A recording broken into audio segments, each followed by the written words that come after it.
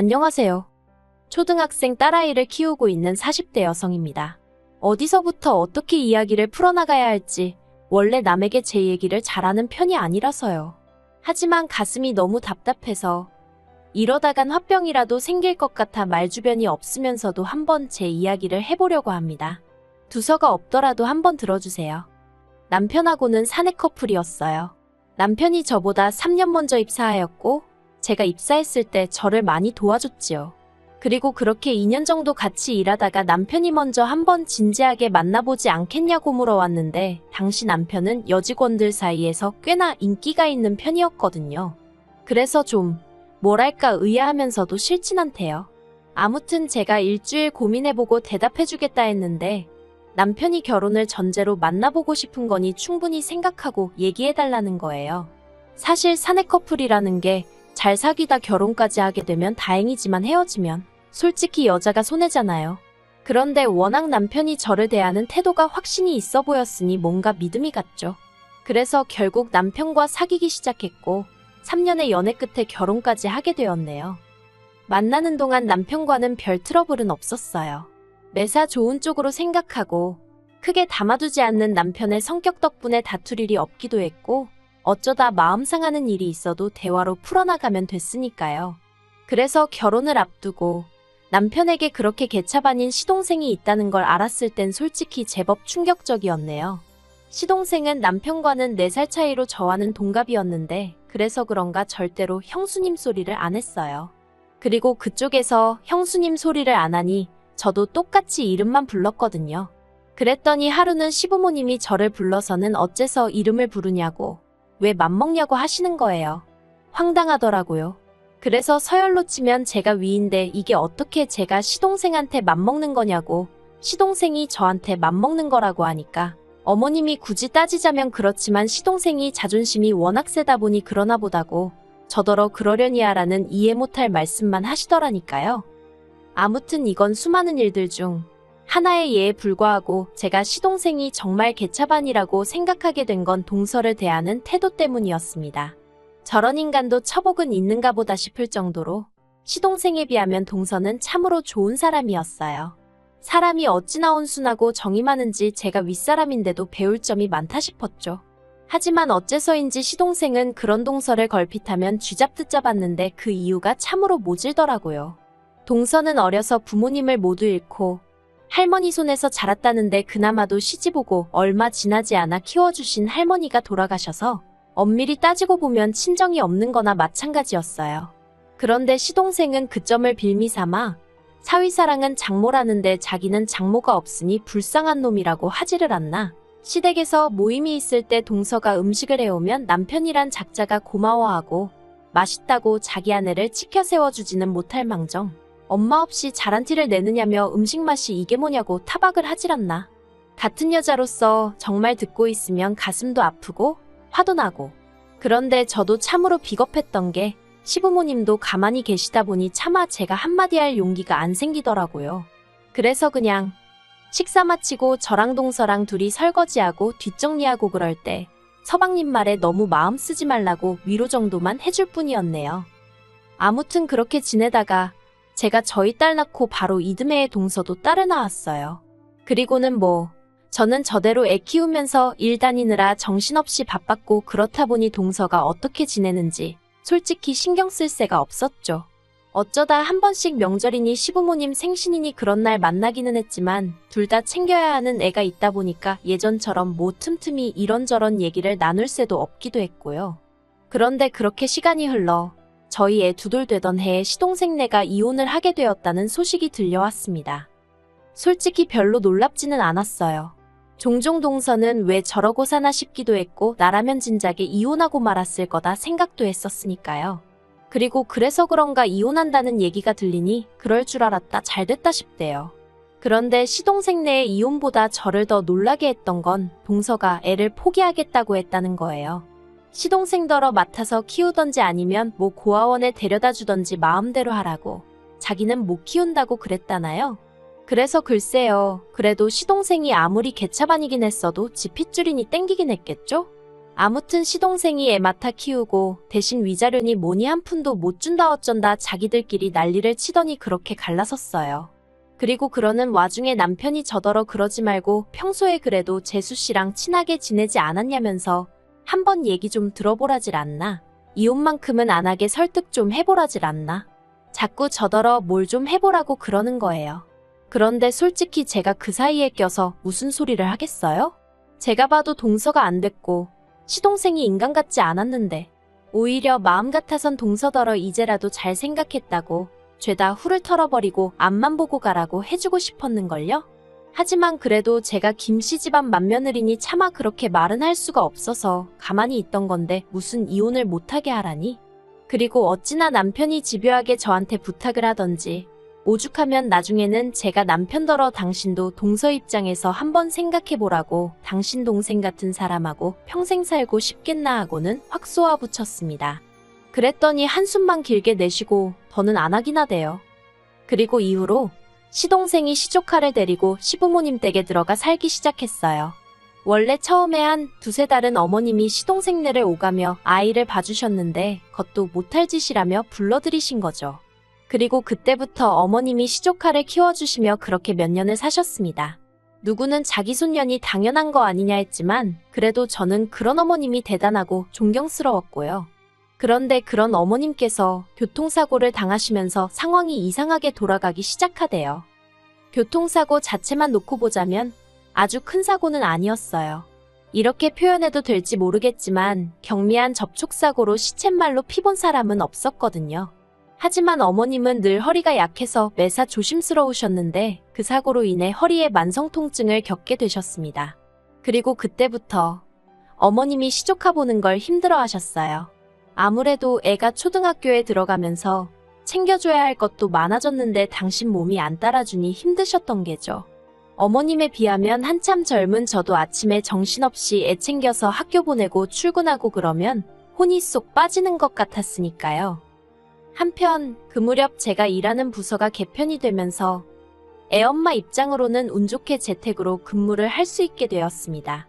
사실 코로나 때 시험적으로 재택근무를 실행했었는데 회사에선 그게 비용적인 면에서 여러 가지로 이득이었던 모양이에요. 아무튼 뭐져야 집에서 조금이라도 아이를 챙길 수 있으니 다행이었죠. 그런데 저 말고도 제 재택근무를 반기는 이가 있었으니 그건 바로 어머님이셨습니다.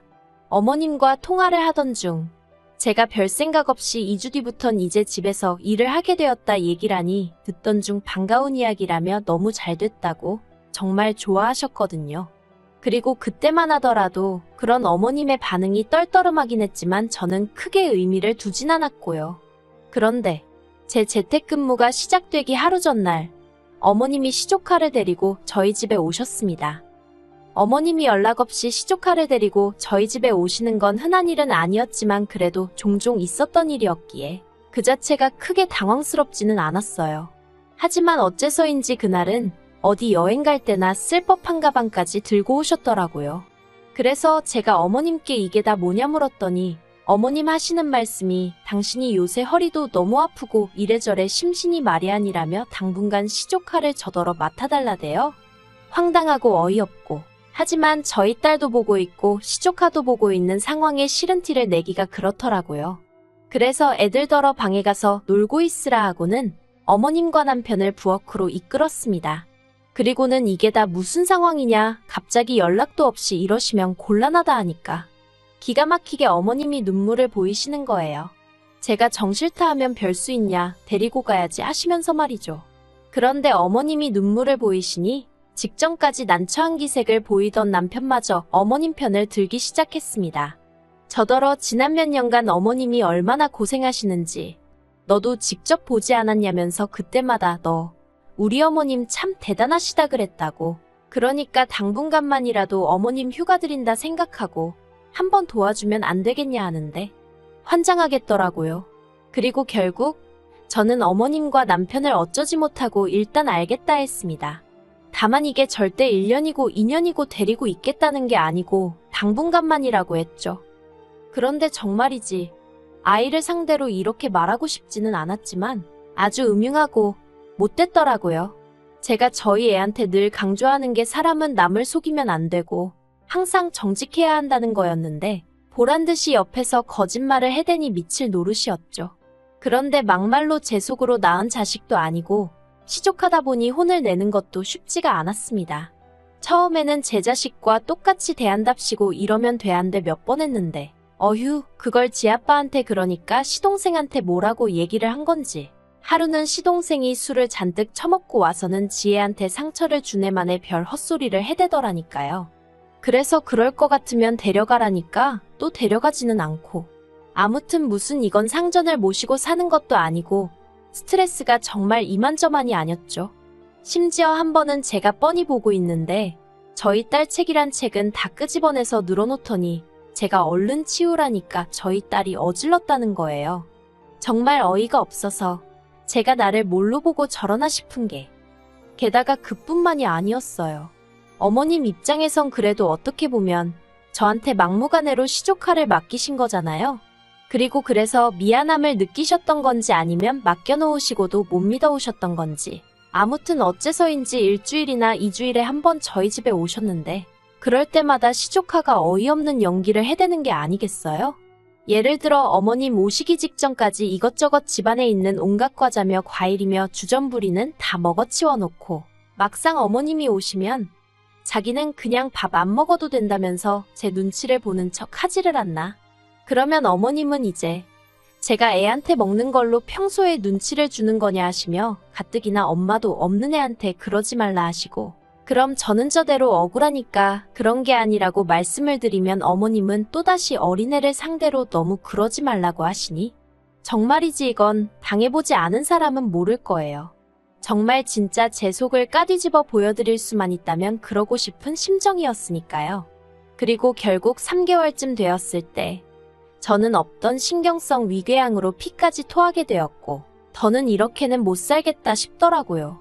그래서 시부모님과 시동생더러 당장에 애 데려가라 했습니다.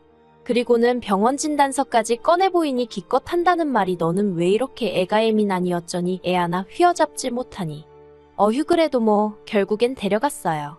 그래서 이제 다 끝났다. 난 자유다. 속으로 쾌재를 외쳤죠. 그런데 몇 달이 흘러 올해 초였습니다. 사실 저를 제외한 제 모든 친정 식구들은 미국에 있어요. 저도 학창 시절을 미국에서 보냈기 때문에 시민권이 있고요. 그런데 저희 남편이 이게 참 제 얼굴에 침 뱉기 같습니다만 남편이 막말로 뭣도 아니면서 자기가 뭐 한다고 다른 직원들을 대신해 회사를 상대로 총대를 메고 나섰다가 그만 일자리를 잃었어요. 아무튼 그러면서 졸지에 제가 외벌이가 되었는데 솔직히 눈앞이 깜깜하대요. 남편이나 저나 일하는 업계가 워낙 인맥을 중요시하고 입소문이 빠른 곳이다 보니 이직이 쉽지 않을 건 보나마나 뻔한 일이었으니까요. 그런데 이 얘기를 친정부모님께 하니 그러면 이참에 미국으로 너희도 들어와 하시는 겁니다. 와서 친정가족들이 하는 사업같이 하면서 여기에서 정착하면 되지 않냐고요. 그리고 솔직히 저로서는 그 제안이 싫지 않았어요. 아니, 오히려 어두운 터널에서 한 줄기 희망을 보는 기분이었달까요? 게다가 이야기를 전해 들은 남편도 가타부타 따지는 것 없이 좋다 했으니 아, 역시 죽으라는 법은 없구나 싶었죠. 그런데 이 이야기를 전해 들으신 어머님께서 또 다시 무리한 부탁을 해오셨습니다. 시조카도 데려가라고요. 그리고 저는 이미 한번 호되게 당한 경험이 있으니 대번에 싫다고 거절했습니다. 어디 한두 달 놀러 가는 게 아니라 아예 정착해서 살 건데 시조카를 어떻게 데려가냐고 말도 안 된다고 했죠. 그랬더니 이번엔 시동생이 한다는 말이 자기가 실은 사귀는 여자가 생겼는데 그 여자는 이혼남은 괜찮지만 애는 못 키운다 한다면서 그렇다고 언제까지 나이 드신 어머님께 자식을 맡길 수도 없지 않냐며 여러 사람 살리는 셈치고 저더러 좀 도와달라대요. 그리고는 저희 딸은 미국에 가면 영어도 잘하게 되고 얼마나 좋겠냐며 자기 딸도 그 기회를 갖게 도와달라고요. 같은 부모로서 조금이라도 나은 환경에 애를 보내고 싶은 시동생 마음을 이해 못할 것은 아니었지만 그렇다고 해도 이건 뭐 얄팍한 동정심과 이해로 결정할 일이 아니었어요. 그래서 그 마음 이해는 하지만 안 된다 했습니다. 그런데 그랬더니 이제 아버님까지 등판을 하셔서는 너 하나만 참으면 나이 먹은 노인네들 숨 좀 돌리고 살 수 있고 불쌍한 네 시동생도 가정 꾸리고 지역 마냥 살 수 있을 거고 엄마 없는 불쌍한 아영이도 기 좀 펴고 살게 될 거 아니냐며 어째서 맏며느리씩이나 되는 애가 그렇게 속이 좁냐고 화를 내시는 거예요. 그리고 다른 누구보다도 남편까지 이번 한 번만 어쩌고 하는데 이건 뭐 다들 나를 말려 죽이려고 작정을 했나 싶더라니까요. 그래서 남편더러 당신은 따라오지 말라고 했습니다. 그렇게 시동생하고 어머님이 불쌍해 죽겠으면 당신이 여기 남아서 시조카 키워주라고 했어요. 나는 내 딸만 데리고 미국에 가겠다고 했죠. 그랬더니 남편이 어떻게 자기가 시조카를 돌보냐며 펄쩍펄쩍 뛰었습니다. 그게 말이 되냐면서요. 아니 큰엄마가 시조카를 보는 건 말이 되고 큰아빠는 왜 안 되냐고 했습니다. 막말로 당신하곤 피라도 좀 섞였지만 나는 생판남인데 왜 나는 되고 당신은 안 되냐고 그랬죠. 그러자 남편이 하는 말이 당신은 여자고 나는 남자잖아 하는데 웃기대요. 애 키우는데 여자 남자가 어디냔 말이죠. 그래서 됐다고 말 같지 않은 소리는 할 것도 없다고 그냥 여기 남아서 시족 하나 키우라 했네요. 그리고 제가 본격적으로 딸 데리고 미국 갈 준비를 시작했어요. 학교 등록해야 하니까 서류도 떼고 뭐 이것저것 생각보다 챙겨야 할 게 많았거든요. 그런데 남편에 관해서는 정말 두고 갈 마음이었으니까 아무것도 뭐 제가 찾아보질 않았더니 한 일주일 지나니까 남편이 정말 자기를 두고 갈 거냐면서 슬슬 제 눈치를 살피더니 열흘쯤 됐을 때는 자기가 생각이 짧았다면서 그냥 우리 가족만 가면 된다고 저한테 들러붙기 시작하는 거예요. 그렇지만 이렇게 어설프게 넘어갔다가는 막말로 미국 도착하고 얼마 안 돼서 또 시조카 데려오네 어쩌네 하고 헛소리라도 하면 어쩌나 싶더라고요. 그래서 그냥 남편이 애걸복걸을 하는데도 모른 척하고 딸하고 제 티켓만 끊어서 미국에 왔네요. 그랬더니 이제 남편이 어떻게 이럴 수가 있냐는데 솔직히 이 일로 이혼까지 생각하는 건 아니에요. 다만 제가 마음만 먹으면 남편도 버릴 수 있는 모진엑스라는 걸 이참에 알려주려는 거죠. 남편이 풍기는 뉘앙스가 시부모님이랑 시동생이랑 저를 어지간히 욕하고 그런다는데 잘됐다 싶어요. 이참에 아주 그냥 희대의 나쁜 X로 눈밖에 나면 그때 못 이기는 척 남편도 여기로 불러들일 생각입니다. 그러면 뭐 그쪽에서도 시쳇말로 저한테 시조카 좀 어떻게 비벼보려는 생각은 안 하겠죠. 어휴, 저는 그저 우리 세 식구 어디서든 자리 잡아 살고 싶은 마음뿐이었는데 진짜 뭐 하나 쉬운 일이 없네요.